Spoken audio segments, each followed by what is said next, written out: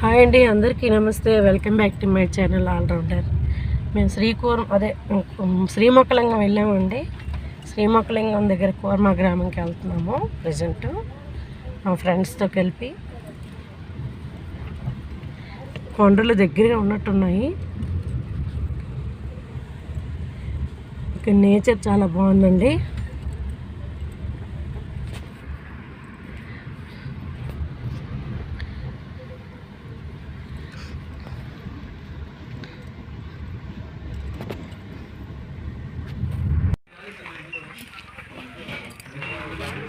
వచ్చేసామండి కూర్మ గ్రామం.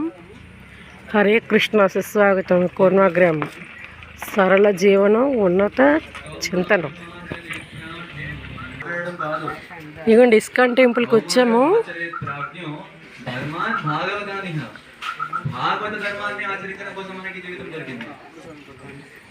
భాగవత ధర్మం అంటే భగవంతుడిని సేవ చేయడం, భక్తి చేయడం, భగవంతుడి యొక్క నామ కీర్తన చేయడం. కాబట్టి మనం అందరం భజన చేద్దాం. ఏం భజన చేస్తాం? ఎంట్రన్స్ అవుతున్నాము ఇస్కాన్ టెంపుల్లోకి. ఆటలాడడంలో కానీ, తినడం, పడుకోవడము, ఇవన్నీ అర్థం లేని విషయాలు. అంటే ఇవన్నీ అవసరాలే, కానీ వీటి కోసమే మన సమయం అంతా వెచ్చిచ్చేస్తే అసలైన ఉద్దేశం మన జీవితంలో ఏముంది అది మనం కోల్పోతాం. అసలైన ఉద్దేశం భగవంతుని తెలుసుకోవడం. అందుకే పెద్దగైన తర్వాత కాదు, ముసలైపోయిన తర్వాత కాదు, కౌమారం ఆచరేత్ ప్రాజ్ఞం. చిన్నతనంలో ఇప్పుడు ఈ వయసులోనే, కౌమారం అంటే 4 సంవత్సరాలు 5 సంవత్సరాలు, చిన్న బాల్యావస్థ, చిన్న పిల్లలు, ఆ వయసులోనే. అప్పటి నుంచే భగవంతుడి గురించి మనం భజన చేయాలి, భగవంతుడి గురించి వినాలి, భగవంతుడికి సేవ చేయాలి. వాళ్ళందరూ చెప్తున్నారు. అప్పుడు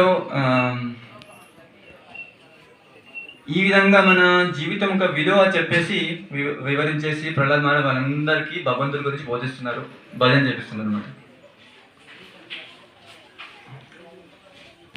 ప్రహ్లాద్ మహారాజ్ చెప్తున్నారు, ఇప్పుడు భగవంతుడి గురించి ఇప్పుడు ఆయన చెప్పినప్పుడు వాళ్ళ ఫ్రెండ్స్ అడుగుతున్నారు అన్నమాట, ఎందుకు ఇప్పుడు భగవంతుడు, ఎందుకు ఆయన గురించి తెలుసుకోవాలి, నాదేం పని, ఇప్పుడు ఆటాడుకుందామంటే ప్రహ్లాద్ మహారాజ్ అంటున్నారు, మనకు ఈ ప్రపంచ పప్పులు,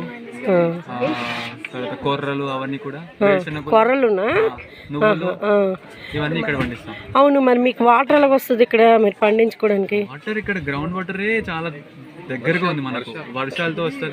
వర్షాలతో, అవును, నిత్యం వర్షాలు పడవు కదా, బావులు ఉన్నాయి. అదే వర్షాకాలంలో వర్షాలు ఏదైతే పడతాయో చుట్టూ కొండలు, తర్వాత బావులు, చెరువు ఉంది, దాంతో సరిపోతుంది. చెరువు ఉంది, పెద్ద చెరువేనా? ఇక్కడ కింద ఉంది, పైన కూడా ఒకటి ఉంది. అయితే ఇక్కడ నుంచి నీళ్ళు ఊట వస్తూనే ఉంటుంది కింద బావుల నుంచి. అవును, ఇక్కడ అయితే అందరూ ఇలాగా మామూలుగా మ్యారేజెస్ గట్రా వీళ్ళది ఓన్లీ ఆశ్రమం గురించి ఉండిపోవడమేనా? ఇక్కడ అందరూ పెళ్లిళ్ళు చేసుకున్న వాళ్ళు కూడా ఉంటారు. కూర్మ గ్రామం ఒక ఊర్లో కుటుంబ సభ్యులు ఉంటారు. ఇప్పుడు ఇక్కడ మన కూర్మ గ్రామంలో 16 కుటుంబాలు ఉన్నాయి. కుటుంబాలు అంటే ఫ్యామిలీస్, స్త్రీలు కూడా ఉన్నారు, పిల్లలు కూడా ఉన్నారు. అది అయితే ఇప్పుడు బయట నుంచి ఏవి తెచ్చుకోరు, అంతే ఈ గ్రామంలోనే పండించుకుంటారు. ప్రయత్నిస్తున్నాం ఇంతవరకు అయితే. ఇప్పుడు తినడానికి ఆహారం ఇక్కడే పండించుకుంటాం, బయట నుంచి ఏం రావట్లేదు. అంటే బయట ఊరి నుంచి ఏం రావట్లేదు. వాళ్ళు ఇచ్చిన విరాళంగా తీసుకుంటాము. అది ఆశ్రమంలో ఎవరైనా చేస్తారు.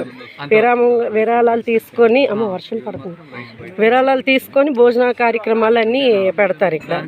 అయితే ఎన్ని రోజులు భోజనాలు? రోజు పెడతారా? వారానికి ఒకసారి? మధ్యాహ్నం పూట లంచ్ పెడతారా? సండే ప్రత్యేకంగా చాలా మంది వస్తారు. Okay okay. మరి ఇంకేంటి? రోజంతా కూడా కొంచెం ప్రసాదం ఉంటుంది, అటువంటి సింగిల్ ఐటమ్. మధ్యాహ్నం పూట ఫుల్ భోజనం ఉంటుంది. ఒకవేళ లంచ్ టైంకి ఎవరైనా వస్తే వాళ్ళకు ఉంటుంది. ఆదివారం ప్రత్యేకంగా ఈ కార్యక్రమం ఉంటుంది.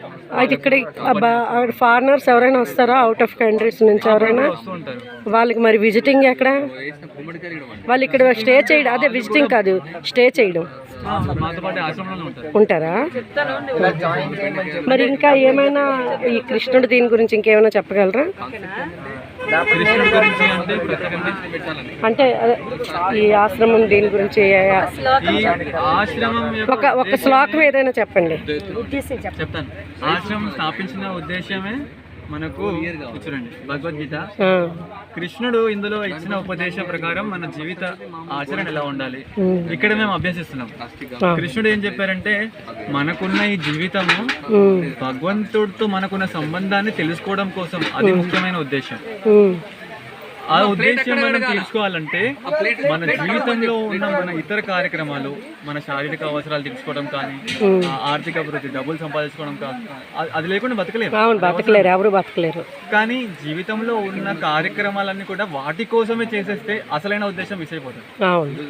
అందుకే అవన్నీ కార్యక్రమాలు ఎంత సరళంగా చేసుకుంటే మనకున్న సమయము, మన శక్తి, మన సామర్థ్యం, మన బుద్ధి అంతా దీనికోసం మనం మిగిలించుకుంటాం.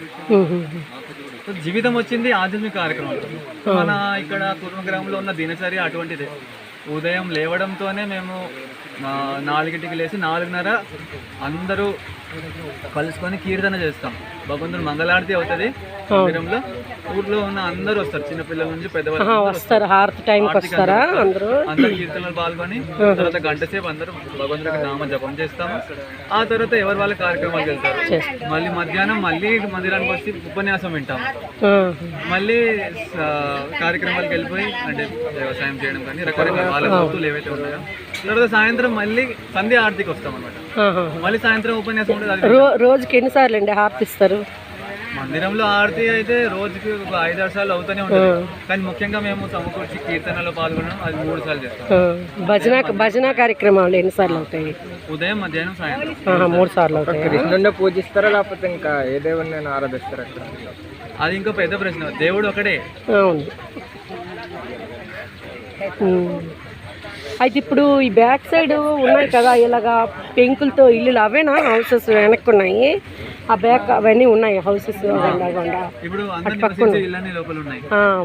బ్యాక్ సైడ్ ఉన్నాయి. గడ్డితో అదే గడ్డితో మీ మట్టికి మీరే తెలుసుకుంటున్నారు ఇవన్నీ? గట్టిగా ఇవన్నీ మీ మట్టికి మీరే తెలుసుకుంటున్నారా? మన వంటి కాదు, గురువు ఉంటారు, గురువు దగ్గర శిక్షణ పొందుతాం. హరే రామ హరే రామ రామ రామ హరే హరే. భజన కార్యక్రమం అవుతుందండి. హరే కృష్ణ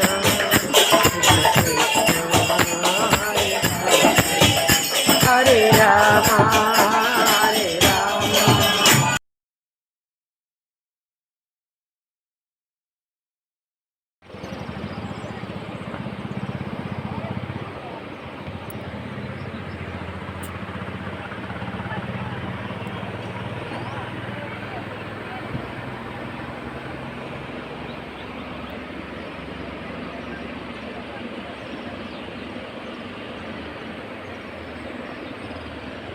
ఇది కూర్మ ఊరికి, కూర్మ విలేజ్కి 5 కిలోమీటర్ల దూరం అండి. గొట్టా బ్యారేజ్, అక్కడికి వచ్చాము చూడడానికి.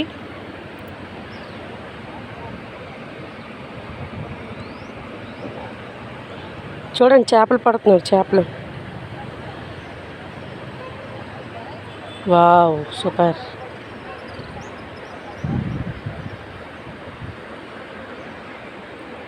ఇగో ఇక్కడ పడుతున్నారు ఇక్కడ.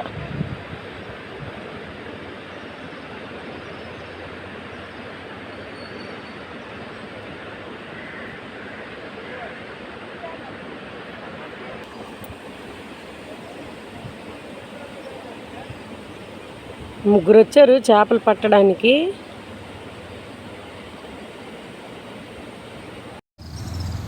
ఇప్పుడు బాగా వస్తుంది.